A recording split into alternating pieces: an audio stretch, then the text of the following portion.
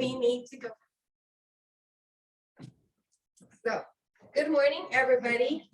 We are going to go ahead and call the meeting to order right now at 9:03 a.m. Let's go ahead and do a quick introduction. Melba Lujan, Norley Hospital Chair of Health Council. Blanca Perez, Phoenix House. Gretchen Coulter, Phoenix House. Zachary White, Relations Behavioral. Nikki Blevins, Judas Health Clinic. Derek Addis, NMJC. Gabriela Cobos, NMJC. Joshua Spivey, NJC. Elisa Millan, Lee County. Lorenzo Velasquez, Lee County Emergency Welcome to Management. the meeting. Welcome to the meeting. Thanks, Health Ray. Council, Lee County. Kaylee Kent, United Waverly County. K1 Honorary JF Medics Foundation. Lorena Chavarria, Sherry's House and Hope. Lindsay Gooch, Northern Hospital Secretary. Thank you. If we, oh, I'm sorry. Lorenzo, can you take care of the screen? I can't see. Rebecca, Good morning, everyone. Rebecca Riley. I'm here with Family Connects New Mexico, and I was invited by Lori Dudek. Thank you, everyone. Tabitha, Hi, Tabitha King. I'm the Community Behavioral Health Clinician with Lee County CYFD. Sarah, Hi, everybody. I am with New Mexico Department of Health and the Southeast Region Health Equity Specialist, and I'm down here in Carlsbad. Glad to be here today. last one is iPhone number 2. Hi, sorry, it's Cheryl from American Heart Association. I'm driving in between meetings, so glad to be able to join today. Thank you. Thank you for joining us. Can we have a quick review of the February minutes and approval, please?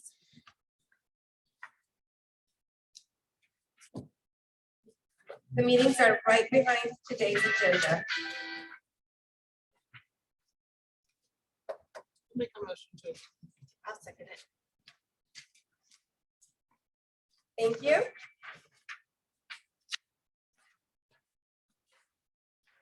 We do have a small presentation from Family Connects. Are you ready for that?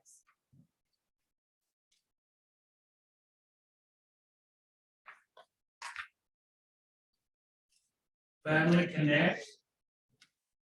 Hello, are you talking to me? Sorry. We are actually ready for your presentation. Okay, great. Sounds good. And I just wanted to check in real quick about how much time would you like me to? No more than 15. No more than 15? Okay, great. That's awesome. Oh, well, thank you, everyone. It's good to see some of you through Zoom, on Zoom, and I can see the table looks like a great group of folks. And I'll go ahead and reintroduce myself just one more time. My name is Rebecca Riley. I'm here with Family Connects New Mexico, and I was, like I mentioned, I was invited by Lori Dudek, who I've had really a pleasure to get to know and also to work with alongside our work here in Albuquerque. And that's where I'm hailing from today is as Albuquerque. I work as a community alignment specialist with Family Connects. I'm here to provide just a little overview of what the services are, but also to provide communities across New Mexico an update on the newly implemented and launch of the Family Connect services in Bernalillo County. So I do have a PowerPoint. I have a few slides to share with you all, which I can also share after this meeting. So if anybody would want the copy to the slides, I'm more than happy to provide those for you. And if you have any questions, please feel free to stop me, or for those of you that are on Zoom, feel free to send me some questions in the chat. But yeah, thank you. Thank you so much for having me. And I really do appreciate and want to honor your time as well for your meeting. So we'll jump right in here. So I'm going to make sure I can share my screen. Okay, can everyone see my screen? Has conversations with community on it. thumbs up, yeah, head nod. Okay, I see some. Great. So really what Family Connects is doing right now across the state is having conversations with community about what Family Connects is, what exactly does it mean? How is it different than other supportive family services? How is it different from any other programs such as home visiting? But also, what are some of the possibilities and potential of whether or not this may be a right fit for other communities besides Bernalillo County? And so what we like to do is just provide a little bit of an overview of the Family Connects model. And in essence, it's a light touch, evidence-based home visiting model that uses nurse home visitors right in the hospital or health clinic setting. And what this service does provide for families is ways to connect with community services and also other long-term home visiting services if the family is not already connected. But what we want to just kind of emphasize is that the way that the nurse home visitors and also Family Connects model really emphasizes is this connection to family and not working on community but with community. And really what that means is having conversations right up front and also working with staff and the community resources that are already in place. And so what I really enjoy about learning, but also working with the staff in Bernalillo County is really this value in what does community look like? How do communities welcome babies into the world? And also making sure that all families, no matter what their needs are, no matter what their desires and wants are for their families, that they have the services that that are available to them. And so what we like to do is use this kind of image here of how Family Connects is a really great way of directing or guiding families to the services that are already in existence. And so if any of you are familiar with Thomas the Train, we like to kind of represent the trains as families.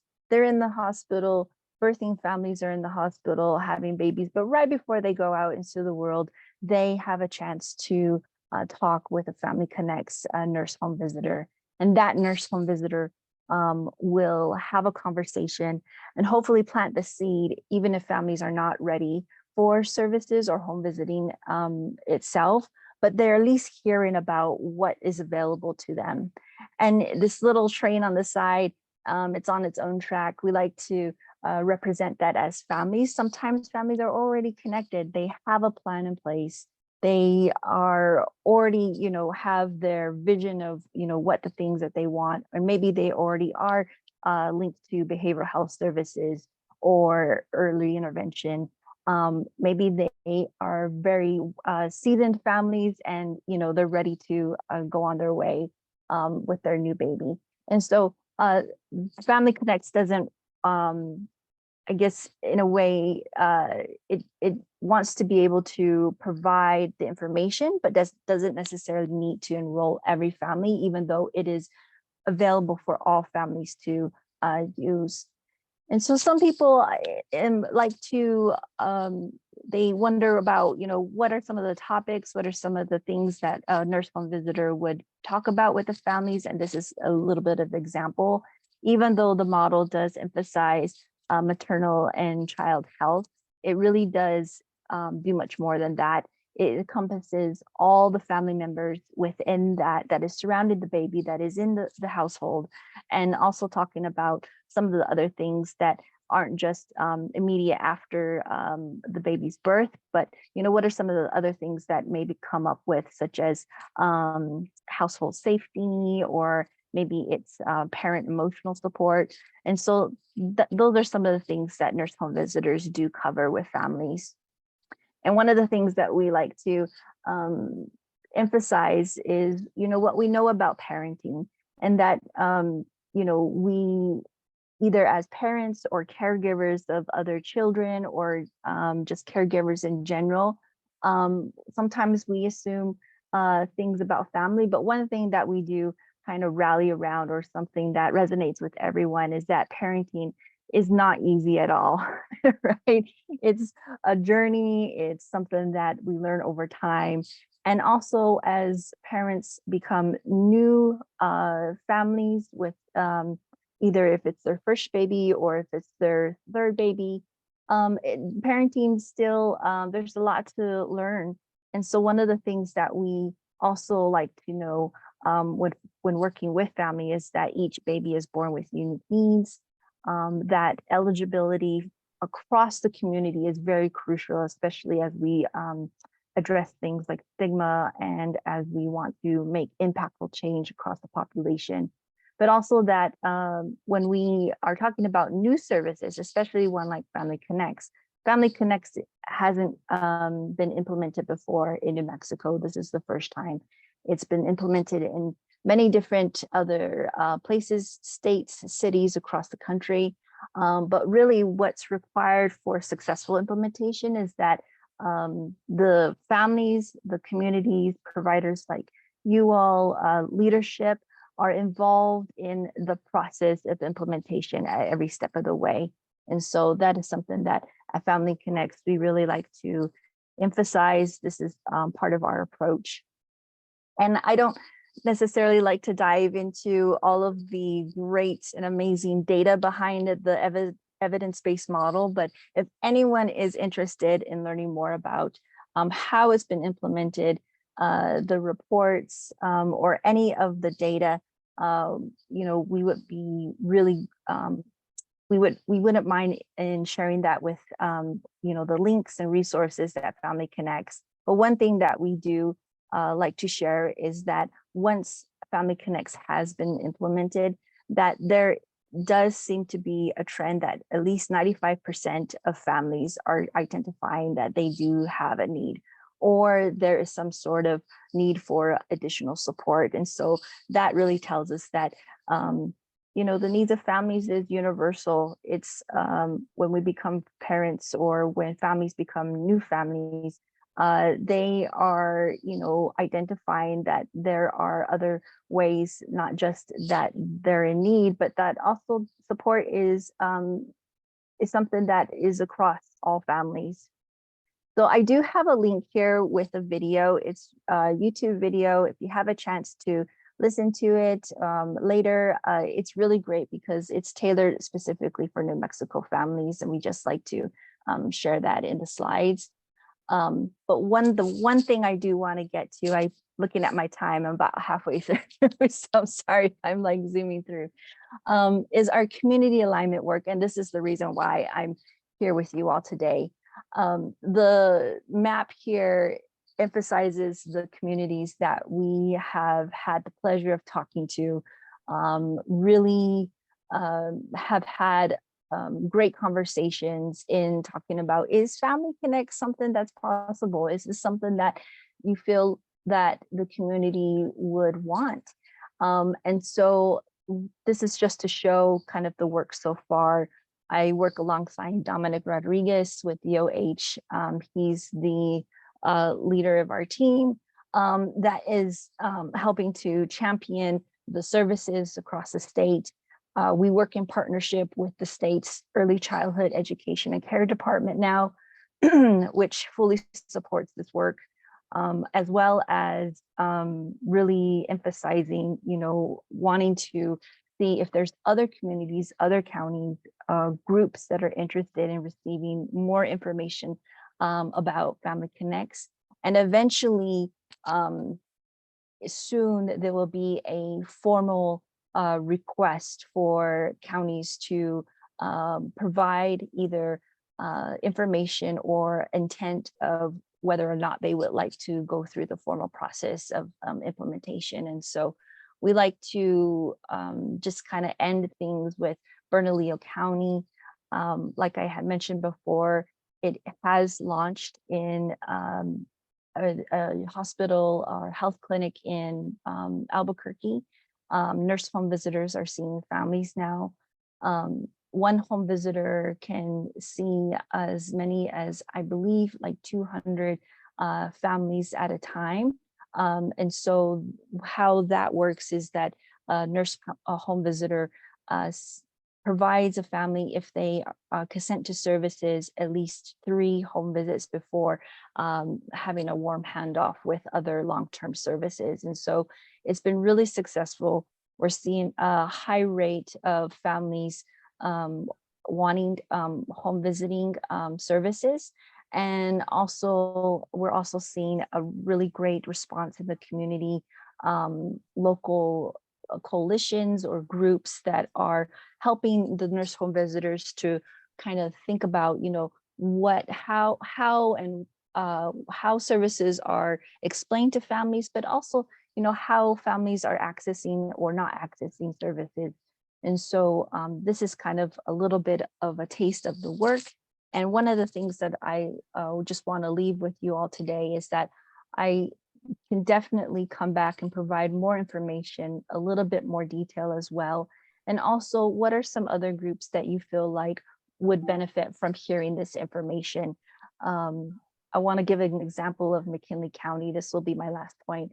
McKinley County and Otero County have worked over the past couple of months to gather a core group to specifically work on possibly bringing Family Connects to their county. And so those groups look like health councils partnering with the early childhood coalitions or groups. Each of them have representatives on this core working group with myself and Dominic. We also have DOH staff and also medical staff. So sometimes we have pediatricians or somebody that is able to help make decisions at the hospital level. And so that's the possibility that I leave you all with here today. And like I said, if there's any questions, if you want to feel free to send me anything, I can definitely provide you more information. But I just want to thank you all for giving me the time on your agenda today. And like I said, I can share the slides to this presentation because I know I zoomed through. And here is my contact as well as Dominic. So we just are really grateful for your time today. And I can take questions, or I can get back to questions as well later on through email or through the chat. Thank you. Anybody have any questions? I do, if you don't mind. Just real quick. So your nurses, they provide all this connection and the service. They come in, they give birth, and you're connecting them. And then you said something about 3. So then they do 3 sample home visits, and then you refer out to the home visiting programs in the area. Is that kind of the idea? Correct. And so what we're seeing across statewide, so my previous work before this, I transitioned from home visiting. I managed and directed a home visiting program, and I coordinate the statewide New Mexico home visiting collaborative. And what we're seeing right now is, of all the home visiting services that are available in New Mexico, about 10% of families are accessing home visiting. And so there really is a lot of room for families to receive services, but also what's kind of getting in the way of families accessing them. And so what we're seeing is that there's sometimes this opportunity for families to hear more about it before they make a decision. And so nurse home visitors have the time right as the baby is born in the hospital for a nurse home visitor to come and chat with the family and say, hey, have you heard of home visiting? What are your perceptions? What are your thoughts about it? Can we come and provide you 3 home visits within the next couple of weeks to check on you and the baby? Or maybe just to answer some questions about other things that your family may want in the future. And so it really does, I think, provide the time for families to make that decision, especially if there's families that are a little bit hesitant. And also a way to also build that trust, I think, with families. That's one of the things that we're seeing in other counties is, how do we begin to build trust with families that may not want to have somebody in their home? That can be a pretty vulnerable space. And so if we have those conversations sometimes before they leave the hospital, gives them time to think about it, but also gives them enough space to make their decisions before, committing to long-term services. Yeah, no, thank you for that. I just wanted to make sure that the home visiting programs that are grant funded, they fight for their numbers and they are pushed on their numbers. And I just wanted to make sure this wasn't another type of program that was gonna be taking away from them and that fight to keep Yes. their programs alive and running because of what they have to do with their grants. So, but no, that would be, that might be a good solution. Our area, the only difficulty is you have to work with Yoakum County Hospital in Denver City. You have to work with Lubbock Seminole Hospital. Most of our moms go that way for OBGYN. They don't stay very central in Lee County for their prenatal care and their birthing. But that might connect more people to home visiting. It's a good thing you're doing, so. Yeah, and this is in no means to feel like there's any pressure to say, okay, let's do this, right? In McKinley County, Otero County, they've been working on this for the past year. And so the support and funding for this work actually gives communities time to work on it. Like, who else needs to hear this information? Do we need more time to pull in the right people or people that are not at the table right now?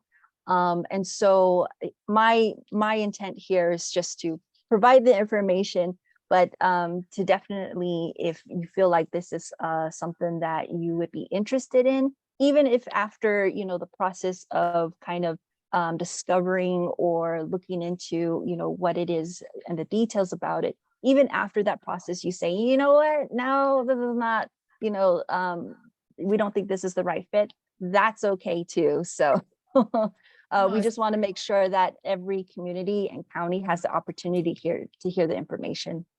Yeah, no, it's a good move. It's great. So, yeah. Thank you. Is there any other additional questions? Yeah, Rebecca, could you put your contact email in the chat? Or Sure. somebody for me? Sure, I can do that.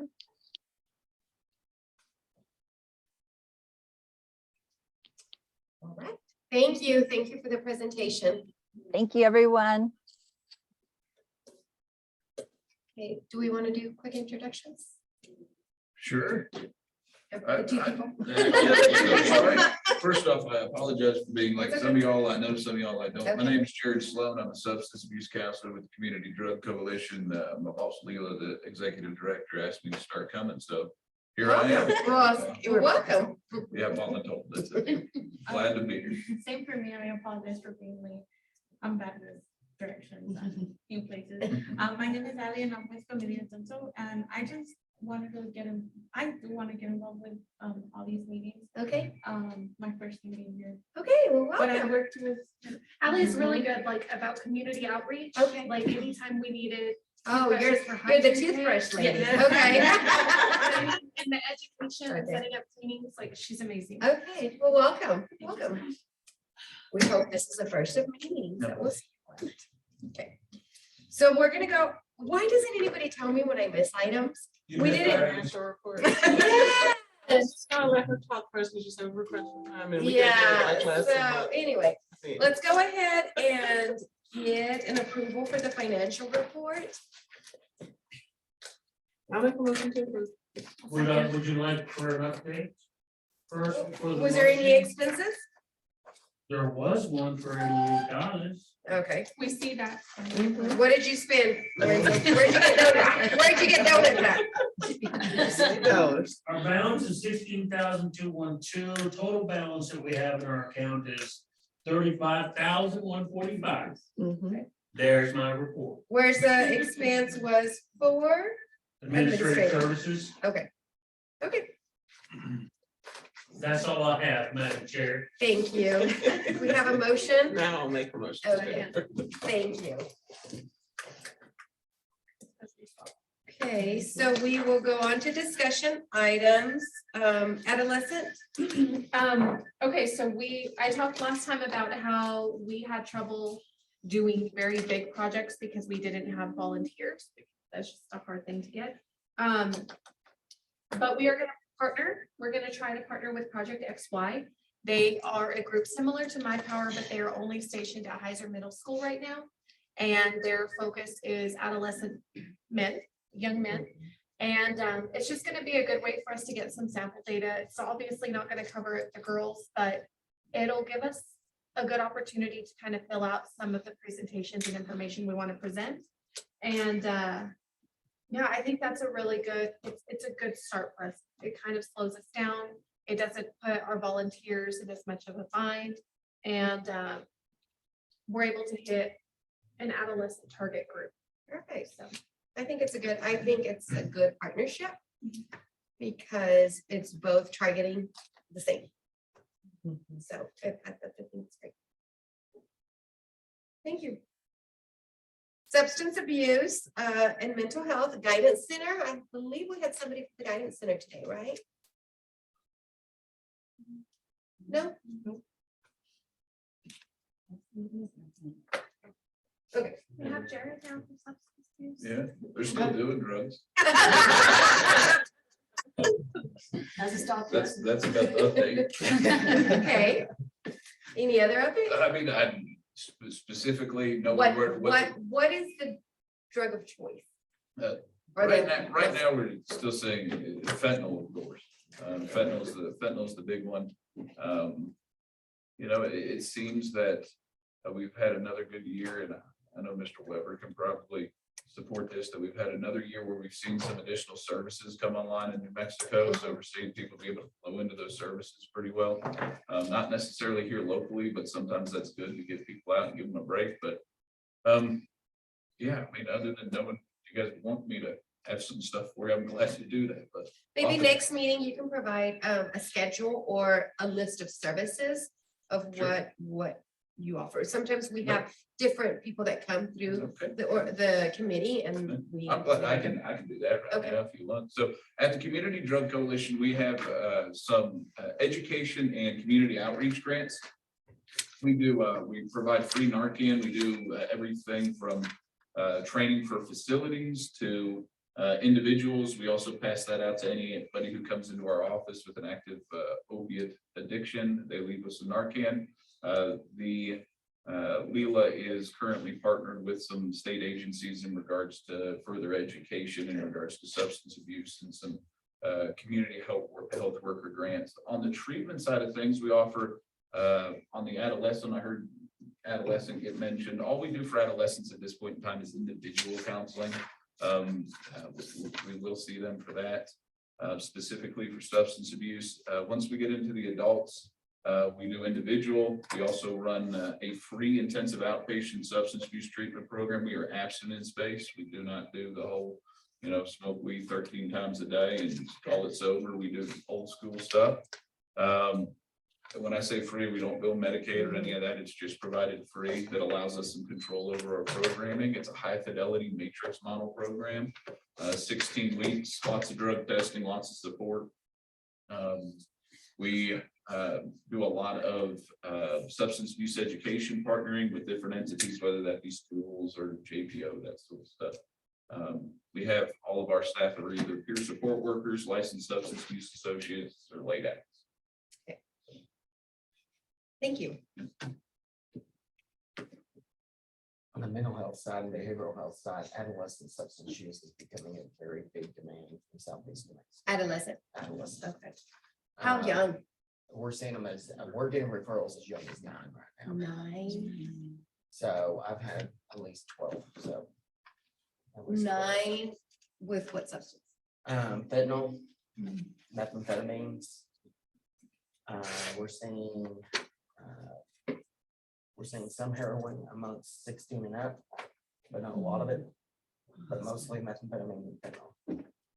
So are y'all getting like data as far as what's getting them hooked on these drugs? Like, could it be familial statuses, like familial trafficking, familial, you know, That information I'm trying to get, okay. because Oceans is very new to the substance use treatment side from adolescents. It was something that was long thought hard for. Simply, I'm like, if we're providing it for adults, we should be providing it for adolescents too. There's curriculum. So I know there's a lot of, it's an evolving door right now with everything on the adolescent side. So I do know, like, from what I have gathered, a lot of them are coming from homes where it's constant, where it's frequently used in homes, and the children are getting it that way.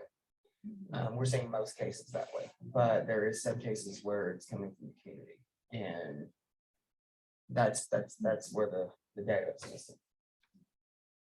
I was gonna say, we've been going to school a lot. We've been doing targeting Livingston, and the times we've gone like to do presentations or even demo cleanings, we could tell by looking at the kids cleaning, like the house, how horrible being at home is. We've seen abscess, we've had to call parents, tell them, hey, your daughter has an infection. Okay. So I think it starts at home. And even hearing it, like when we do presentations, oh, my mom does this, oh, like, come on, you know, and I'm very surprised hearing it from them. I'm not surprised, but it's surprising that they tell us, and, you know, their teachers are there listening, like, we hear it all the time, but it's stuff that we need to pay attention to, especially being so young, because we've seen, you know, 7-year-olds, 8-year-olds, 9-year-olds, like you said, 9-year-olds, that's crazy. Have you guys seen much of that, or have you seen any of the new, like the train, the xylazine mixed with fentanyl quite yet?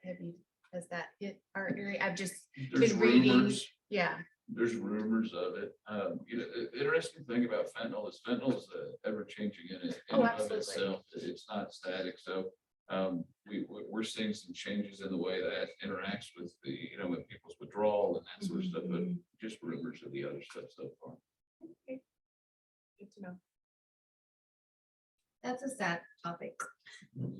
It is a sad. I know.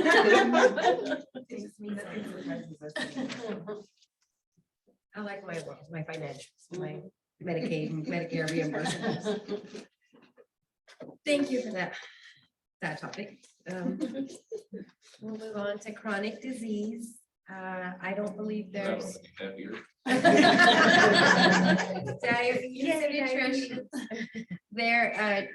There's flyers here that they're on the table for the cooking classes and so forth. So I know, yes, I know several of you have actually asked for a little flyer, so they sent some flyers today. So refer for, remember, they don't have to be diabetes. They can be borderline or pre-diabetes.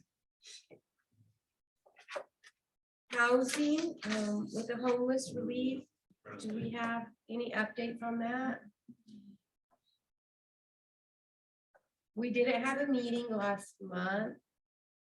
Well, I guess I'll do the update. We didn't have a meeting because it was spring break. Our next meeting is set for next week, I do believe. And I can say something, it's not quite homeless, but as far as sheltering goes, the last I've heard from Option is they were pretty full. Yes. Heart's Desire had 12 women. Oh, really? Unity Recovery Solutions had 3 women with 2 more coming down the pike as soon as they did their detox. And we have 5 women and 8 children. Most of them are women everywhere. Okay. I don't know Opportunity House.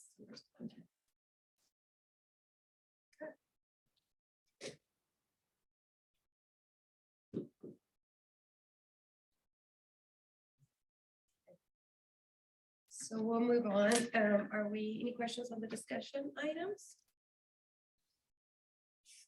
We'll go ahead and move on to other business.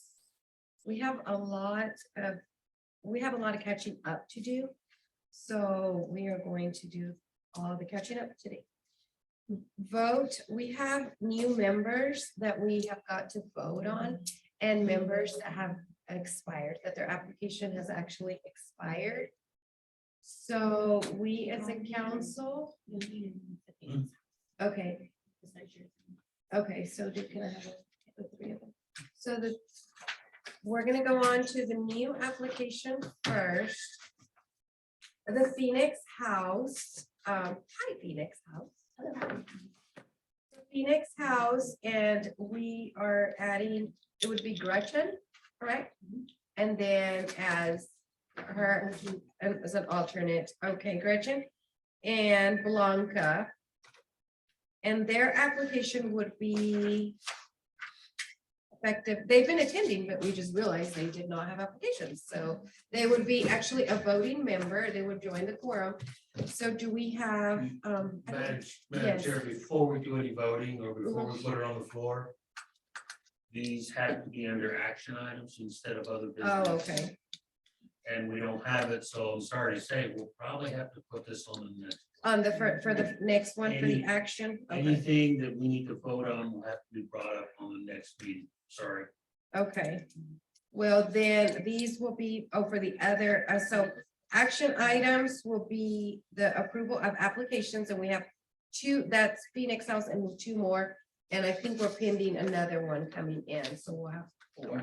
Yes, Madam Chair, and also, if I may, we can do discussions on it, that's not a problem. We just Okay. can't vote on it.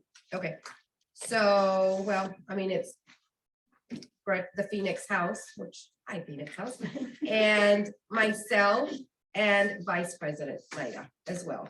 So we should not even, I should not even be calling the meeting, because my application expired. So I do, Maida and I, this would be our last term. It would- What? It would be our last term. We can only serve 2 consecutive terms. You just did this. No, but I was 3, I just know this, I've been chair. I have been chair since. No, you 20 just, No, I have been chair since 2019. no, Yes, all of COVID happened through life. but that don't count. Well, I guess it does. So actually, after this, it would only allow me this term, and then I'm off the council completely. So this coming term. Yes, it'll allow, yes, We have one I more have year? 3, yes, no, 3, We'll figure something out. 3 more years. Maybe we can do some changes. So 3 more years, and then I'm out off the council, period. And Maida, she has another term. The terms are for 3 years and 3 years, but you can only do 2 consecutive terms. So I can only do 6 years at a time. And then sit out. And then I have to sit out. I can attend the meetings, but I can't be part of the committee. Like sit out a year and come back. Mhm. I think I may be in that same predicament then, because I've been, able to look at mine as I well. think you're still active, okay. but you are probably on your 2nd term as well. We'll Let me know. I'll whatever go you need to do. Okay, Okay. perfect. So, I'm trying, and maybe we can look at the records. I thought you weren't here for a year, and that's why when you yeah, came back, that, I've you been, start over. no, I know, this is my 3rd.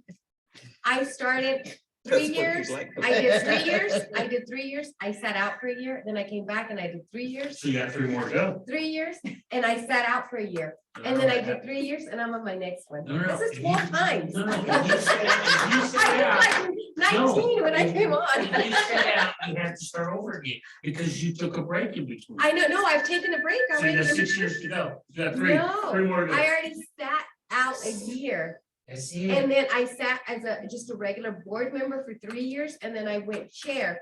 And I'm on, my application was still good, but I went chair 2020, right? 2020, January 2020. So I'm actually, this is it, this will be it, so. And Maida from being vice president, but she can still sit in one more term. Wow. Okay, so we can discuss, we just can't vote, so let's discuss our rack cards. We need to get some marketing, we really need to get some marketing out there. We found rack cards that have been in place, basically just an overview, the application, where, when and where we meet, the focus and how our membership works. This was our logo. We really need to get, if anybody wants to create a subcommittee and do some changes to the rack card, but just pass it around. I think we have, on Lorenzo's book, there's several more. Yes, ma'am. We just give them back because they're really, that's all we need. Yes, ma'am. So, look at them, see what you think, if you want to create a subcommittee. If not, we're just gonna have to vote next meeting to get some orders because we really need to place a big order for rat cards so we can get, we can have some marketing started out. So, yeah, just pass them around and so that's actually what our logo is. That's what our rat cards look like. And we were able to find these and so we'll vote on it because they're not under the action items. But if anybody's interested in creating a subcommittee and is really good with marketing and wants to make changes, please let me You know. can get a committee going. Mhm. That's not a problem. Let Just me, appoint someone.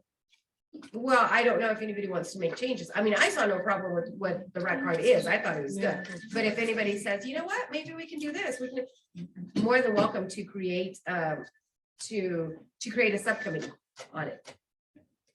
Okay. So we'll approve those next Next meeting. yes. We have, action plan. And we're gonna have to submit an action plan by tomorrow. She's attending a district meeting in Roswell. One of our deliverables is due tomorrow. She has to present the action plan. So we met over last week. The chair, vice chair, and secretary, treasurer was not available to come up with a priority. We pulled the Lee County Health Assessment that was conducted in 2021. There was 5 priority needs that were identified, which is provider recruitment and retention. Number 2, behavioral health. Number 3, technology. Number 4, senior care transportation. 5, chronic disease prevention and management. And number 6, teen pregnancy and STD prevention. So previously we had our main priority was to target teen pregnancy and STD prevention. I don't know if anybody is aware, we have reached the goal for teen pregnancy. That was reached quite, I don't know, 4 or 5 years ago. The rate, the goal on the teen pregnancy prevention. So that has been targeted. Now we have family planning available to the JC students, to the Eagles Clinic. We have STD screening as well, which has also helped. So I personally felt that had already been targeted and we're not in the best, but that is the prevention is there. So we feel that then what our priority as a health council could be for the next year could be to target behavioral health. We have several new providers and facilities, behavioral health facilities in here in Hobbs, JAL, even Eunice, with one of our own members getting a psychiatric certification. So we thought behavioral health was a good target for us to focus on for the next year. We have a proposal. I vaguely who we would what as a council we would do, and we would partner up with organizations such as Safe New Mexico, the Permian Basin Counseling and Guidance Center, which I'm so happy that office is opened now. We have a provider, like I said, Eunice Clinic, who has recently obtained her certification. And we would partner with these stakeholders to reach out once a month and maybe assist in marketing strategies, invite them over and see what they're doing and what we as a committee can do. So any questions? Any questions on the change of priority?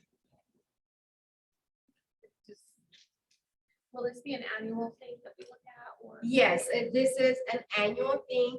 The deliverables, we have a list of deliverables we have to meet in order. This is the biggest deliverable for the year. It's worth $5,000. So it had to be done and created, so for her to take tomorrow.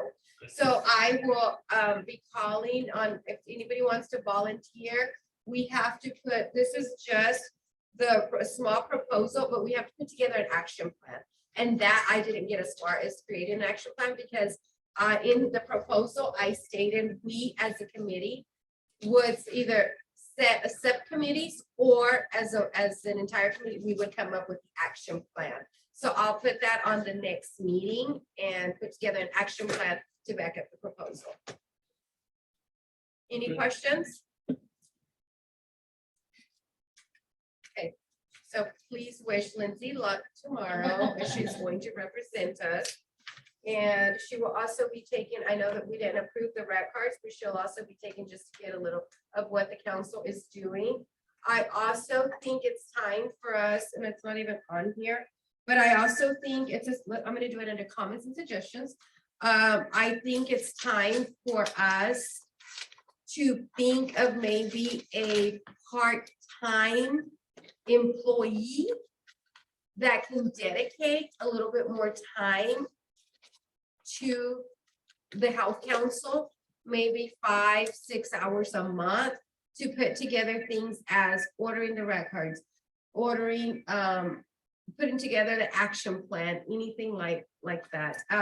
Lindsay will continue to be secretary until she's replaced by possibly an employee like we've had in the past, but she can no longer, we will no longer pay Lindsay to be a secretary. So she's no longer going to be a secretary until we can replace her. It's a lot of work. It's a lot of work. It's not, it's a lot of work. And in our office, we have a lot, Medicaid roll-off is happening. We are really extremely busy. She cannot dedicate any more of her time to this. And I hate for her to do it for free as well. It's costing her more to be a secretary tax-wise. So she's opted not to, she'd rather receive non-payment for it. So in the past, we have had a paid staff member. I'm not saying part-time, it's maybe just PRN. So maybe I don't know how to go about that. I know in the past we had somebody that was employed with when Faith in Action was our physical agent. The secretary there also worked about 5 hours a month for health council. So I think we're at a point where we might require that. Give it some thought. Melba, if you will send me a job description Okay, with the base salary on it, I think I know a perfect person. Okay. So And be the- thinking about that. I mean, I don't know what else. And that's just a suggestion. If anybody else has any other comments, I mean, I don't know what else to do. We really need to get, we have a lot of catching up to do with the rest of the counties. But with Travis County, I mean, I saw their proposal, I saw their action plan, but they have a paid employee, full-time employee for the county council. And that's not where we're at. That's not where we're at, but we need to make baby steps. I remember when we had $0 in our budget. like, Right, that zero, right, so- right. I think we're in a Yes, good, yes. yes, I agree. I think we're in a good place. I think we're in a good place where we We can just make need to things happen. show- And then the last couple of meetings, look, we're a bigger group, we're a bigger bunch, so I That's why you think. don't need to leave. So we're a bigger bunch, Bunch, yeah. so I think we need to, if we have an actual a person that can keep us in gear and say, hey, this is what we've got to do. There's more grants out there that we can obtain through that, with the help of that person, and we can get more money and we can help the community more. So are we gonna open it up to all the other organizations to see if anybody's available, to where we need to sit down and as chair, vice chair, secretary and treasurer to review the applications, or are we just gonna bring whoever up and go, okay, let's agree on this and let's go, or how are we gonna do that? I'm sorry, on applications for personnel, for members? For the secretary. Oh, for the secretary? Yes. I mean, I don't know. I'm just throwing it out there. I don't know. Give me suggestions. I don't know. I'm just, I don't know. I don't want to lose we need a secretary position, and I think the secretary should be the paid position. And you're So saying 6 hours a month. no more than 6 hours. Yeah, I can be done. No more than 6 hours. So, I mean, if anybody's interested, if anybody has that time, the 6 hours a month and wants to do it, you do, it's a paid, we'll have to discuss the pay. It is, you get a 1099 at the end of the year. That's the kicker. So, it's at this point, it's a suggestion. Lindsay's gonna continue to do it, but we really need to focus. Now, we're gonna have deliverable, hopefully she turns in it tomorrow. For example, those are things, and I'm taking her out of her paid job for an hour, for a day to go to Roswell. That is something that, so she has other duties. It so happened we're in the middle of audit time right now for one of our programs at our job. I'm gonna pull her away from that so she can go. She's also undergoing her community health worker classes. They're towards the end of that, and they have classes. They have a very heavy workload going on with that right now too, and I'm pulling her from that. So and she's not getting paid. So I think it's time that it's just a suggestion. Let me know I don't know what else to do. I would say maybe just work with Lindsay, because she knows it best, to come up with a job description. Yeah. And then with the treasurer to figure out what that base pay is Right. gonna be. And then maybe you can submit it to us, and if we know anybody. Right. Because that's a little bit of vetting that's already done. And so that way it just makes, when your executive committee decides, it makes it that much easier. And we'll have applications. I think it's a good idea. We have applications for the position, I guess, and we'll vote on it. So, okay, Lorenzo and I are meeting after the meeting today, and so those are some of the things we'll go over. Okay, let's go ahead and start with any comments. Minority Hospital. I think we have so much going on. It's crazy. We are going to start building again a new complex. They're supposed to break ground September. There's gonna be, instead of 2 new complexes, but I forgot which one they're gonna break ground on. There's gonna be one across the street that is just office support. That's it, no patients. Then there's gonna be one at the hospital where one of the parking lots, so once again, the parking lot's gonna go away. 2-story building for more specialty services. So that's what's in the works right now. What else? We have all the physicians, all our provider recruitment is complete, but that doesn't mean anything. We've added an additional counselor to a school-based clinic in Lovington. We have 2 school-based counselors in each school-based clinic. We've also partnered with NMJC for a clinic at the NMJC. So that will be pretty quick. We are not building there. It will be more of a remodel for an existing building. So that should be up and going in the fall sometime. We know a vacant building right there by the junior college. It's about a 4-story building. It's vacant. No, it's not a build. The clinic that we're have, it's for JC faculty and students, and it's not a billable. We're not gonna bill. We're not gonna take insurance. We're not gonna take Medicaid, any of that. So it's for them, for the JC students. So it's gonna be a little different, something we haven't done in the past. So it's exciting. It's neat. So we're in the the preliminary. I mean, it's the contract's there, but we don't, I have my walkthrough, I think next week, to see what is needed, with the space, how many offices. So we'll see. So, new project. Phoenix House. Busy. Exploded on that for a lot of domestic violence and drug facilitated successful.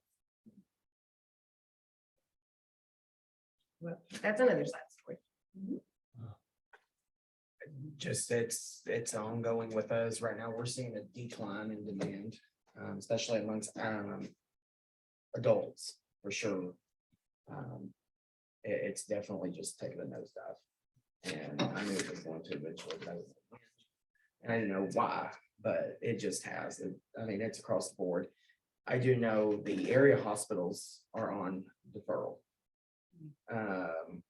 So when they're on deferral, mental health demand drops because that's not a need. That's not, unless it is a suicide attempt, they're not going to see them. Or if it's, and they're classifying drug overdoses as suicide attempts. So that is one thing that they are seeing. I know UMC and Covenant for the last 5 days in Lubbock have been on deferral. And it's across the board from COVID to many things. Midland Memorial's the same way. Albuquerque's the same way. Chris is the same way. We're seeing a lot of deferral amongst the bigger hospitals.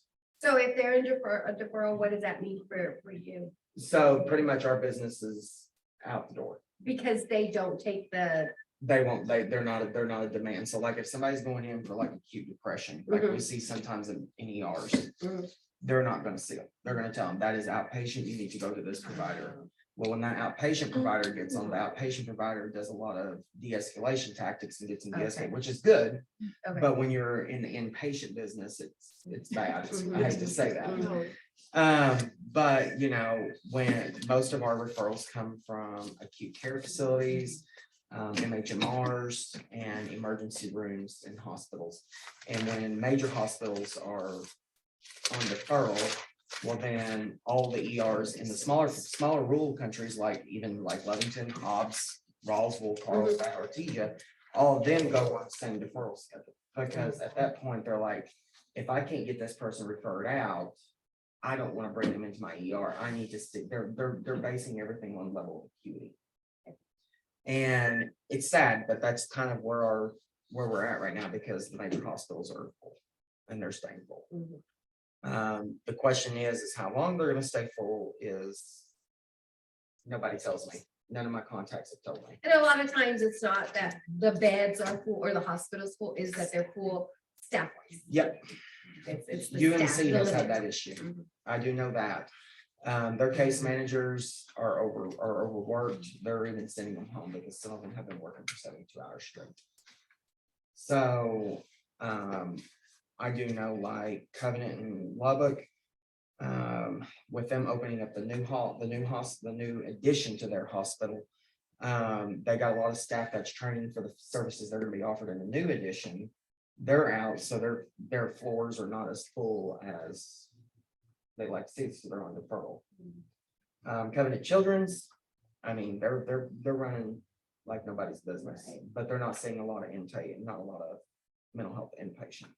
They're seeing mostly just regular healthcare.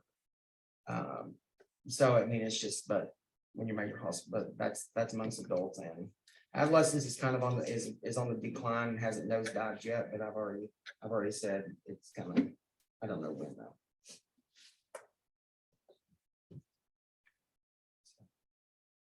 Thank you. This is good. I'm so excited about the upcoming year and what we decided to do for behavioral health as far as the health counts. So however I can. assist that Subcommittee? aspect. Yeah. Okay. No, just kidding. So, but all is good. I'm getting tons of referrals as far as behavioral health goes. Are you doing that full time or are you? I did not, I was not expected to do that full time, but quickly becoming Right. probably at this point, probably 60-70% of my practice in the last 4 weeks Has been behavioral. has switched from family practice to behavioral health. So I'm navigating those waters. It's a little bit difficult because when you combine the two, you know, I'm trying to manage their blood pressure plus their acute depression. It's a whole lot. And then I get acute depression and high blood pressure. So I'm trying to navigate that waters. You know, I know that the model is to really to integrate those services together. I don't have a whole lot of, I don't know of anybody else in this area that does both family practice as well as behavioral health, you know, in the same setting. And so I don't really have any. I think we have, is it Peter? Carmen? Is he a practitioner as well? He does family practice as well. So I mean, But he doesn't have very many health patients because he's in a behavioral setting. right. He has only limited because he says it's very difficult. It because of is. our rural health. So, you And know, so. unfortunately, if somebody comes in and is talking to me about their blood pressure and then we just lead into, oh my gosh, I'm so depressed, trying to navigate that and prioritize that. It's very, I'm kind of struggling, but I may reach out to Peter to see how he navigates that. Because And you it's- know, that might have changed because in January, or was it probably November, they were in a rural health clinic, so Right. it was easier for him to do that. Now we have pulled them and put them in our specialty Sure. services for reimbursement reasons, obviously. So I don't know how Yeah. much, if he continues Well, to see Yeah, patients. you know, because a 20-minute visit turns into an hour and a half psych slash, you know, and so it's a thing, but I'm learning and I'm reaching out and trying to navigate those waters, but thank you. Thank you. NMJC's, yeah, just real quick, doing good. We've had a lot of, with our new president and everything, we're having a lot of changes and different positive things coming down the pipe to our student services that should be unfolding in July and, you know, with all our new things in the fall with the clinic. So we're excited. We're anticipating all that. But just real quick, I'll pass these around to those of you like Lorena who work with families. And what you might be doing job skills training or a career. This is our career coach. Any agency can post a job position on our site as well. If you're looking for a position open that you have, you can scan this and you can help somebody take a career assessment test. There's a resume builder that's free for y'all to use. It's all free. So anyway, so that I wanted to start getting out to you guys. And then again, this is a list of our pantry and what we keep in there for students. Anybody in the community that wants to do a little drive or wants to donate, I'd appreciate more like the hygiene and the cleaning supply items. I'm pretty good on the food side with my grant right now. But yeah, those toiletry type items, I need a little bit more and whatnot. So, but yeah, I just wanted to share that free thing that we have that I know you guys work with clients on. So Thank you. yeah. Oh, this is one of she's our student worker in the pantry. She's been with us all year, but she's also a nursing student. She's doing her prereqs, hopefully going to be joining the nursing program. She'll sign up next May for that. And so I wanted to just bring her out since a lot of nurses and medical attend, obviously, the health council, and just let her experience different avenues. She saw today that she can be nurse wise. So, thank you. No, but Gabby does a phenomenal job with us. I forget that she's a work study. I treat her as staff, like I pick her all the time. I think she does a phenomenal job. So I'm giving her flowers now. I'm gonna pick her later on. But also, bad news first, I will be leaving NMJC. I'm moving back to the Maryland DC area. I'll be working at Hampton University as a director of students, the Student Success Center. So that will be, thank you. So I'll be flying out, next week. Wow, it's crazy. April 6th. So starting out there, April the 17th. You're leaving Lee County, wonderful, Where? windy Lee County. Dust in my eye and everything. Are you sure? have you seen Hampton University? Right. Right. Congratulations. College on the sea. Just saying. Maybe needs a little bit help over the East Coast, so I'm just going to be there to help them out as well. But thank you all for being so open and welcome to me. That's home for you though. Yeah, so 3 hours away. Oh, yeah. County? My department just received a new command post for any emergencies or activities. Just to give everybody a heads up, Fair and Rodeo is coming out. I'd like to have these flyers ready by Fair and Rodeo so we can hand them out to test kits. If anybody needs any test kits, I do have some extras. I know, Nora Lee, did y'all get rid of yours? Because we gave you up. We don't have any, we got rid of it. Okay, and the warming station, I'm gonna meet with VFW, go ahead and pick up the cots and all the drapes that we set up for them. Oh, okay, good. That we lost 5, they ended up walking away, so hopefully. The cots? Yeah. How did they carry them out? Oh, yeah. I knew this was a comfy bed for the night. We'll pick them up. We did get blankets, sleep bags, pillows, everything, but only thing that concerns me is the cots. So we'll pick up the cots. Interesting. That's all I have. United Way, We are having a family literacy night at Watson Stadium called Reading Under the Lights in April on the 29th, from 6 to 8 p.m. We will have Malcolm Mitchell there to speak to the kids and, probably read a book, and we're still kind of sorting it and figuring it all out in detail, but it's going to be an awesome event. We're really excited for it, and we're wanting to get all the kids that attend a free book. We want to make this an annual event. Of course, this year it was kind of a time crunch planning, so we didn't get to do everything we wanted to, but in the future years, we're definitely going to make it a big event and try and get it to all the surrounding cities in the county. So we're excited about that. I'm still collecting hygiene kits and products, so that's something I'm still doing. has a question. Rebecca did reach out. She wants us to go to show up with Paw Patrol. Yes. Yes, we're very excited about that. We might also have Clifford, the big red dog, Scholastic as well. So it's gonna be a good event. We're gonna I have think we might have free food. Dr. Sue. Really? Yes. Okay. Remind me. We want it all. Remind me, 'cause I Okay. think we have Dr. Sue. We'll have Locked up. reading stations on the turf. Those will consist of HFD, HPD, SO, some HHS athletes. And so we're really excited about that for the kids. There will be, Albertsons is donating some hot dogs, free hot dogs and buns and condiments.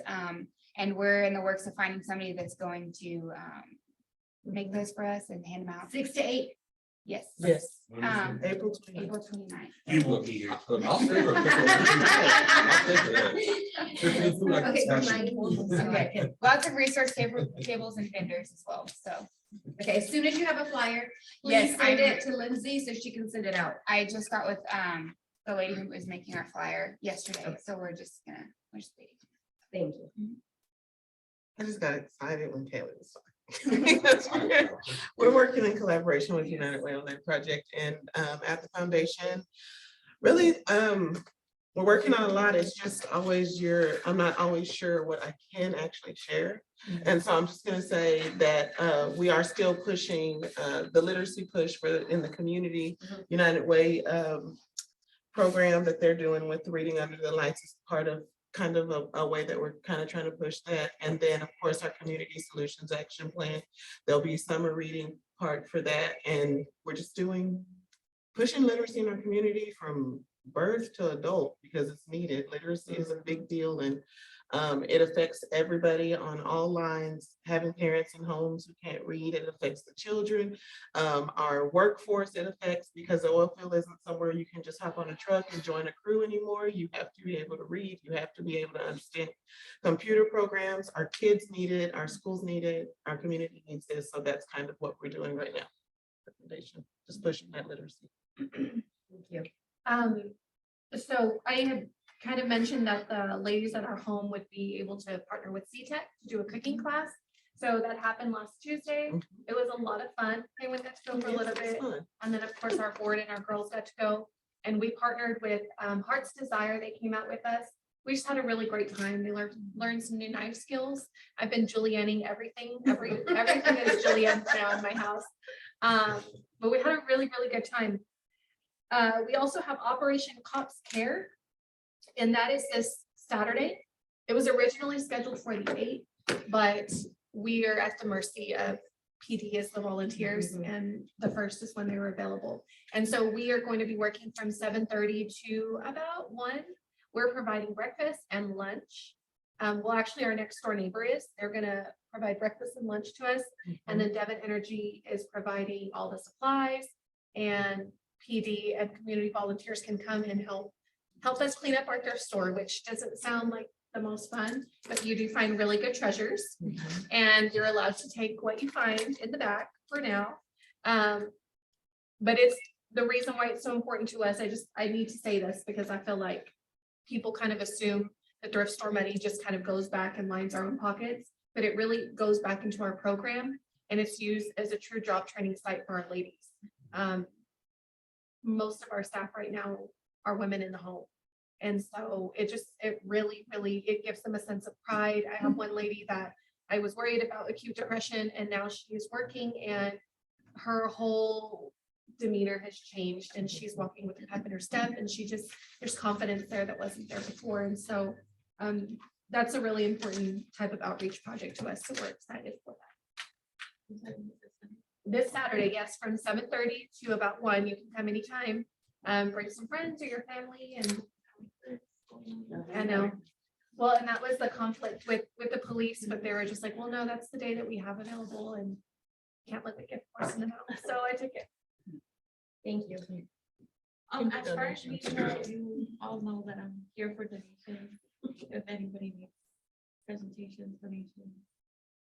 Toothbrush. I'm here. Yeah, toothbrushes. Yes, for all of y'all's patients, women, I do kids, adults, all ages. Okay, I think I need, are we down toothbrushes? And then we don't have any. Okay. Yeah, and you can donate to our pantry. I have toothbrushes. Okay. But that's toothbrush and toothpaste is a big item in my pantry too. Oh, Great. The donation kit. I'm still begging for shoes. Yeah, the sandals, the Crocs, right? It's kind of Croc look like. Okay, so can we make a motion? Can we make a motion to, because we have some money, can we make a motion as a special project to donate a certain amount to them next time? Yeah, If if it's you. an action item, it's. Yeah. it has to be. Next time. She'd have to conversating. come up with a flyer Just a suggestion. and what it is and the money wise and present it. Yeah, If you'll just as to what send it it, is, so everybody can see what we're voting on. I mean, there's, We're in the conversation stages. yes. We'll be ready by next month with an action item. Oh, and may I say one more thing about the literacy? So in June, I'm looking to launch an adult literacy group for the women in my home. What we're doing though, it's a big thing that they want. They asked for no romance. They said they are so done. Oh, with that. darn. They are so done with that. But what my goal is to partner one community partner with a book per month. And so they get to kind of know a little bit about you and you become like if Ally goes, they know like, okay, I also know she works with Familia Dental and that's a goal for some of my women. It just creates comfort where maybe there was barriers before. So just something, if you're interested, maybe kind of start looking at some books and get with me. So I have a grant that I'm writing for that and I'd like to get that covered. You create a book club. I would talk about it. That's good. She's great. Okay, meeting is adjourned. Thank you, everybody.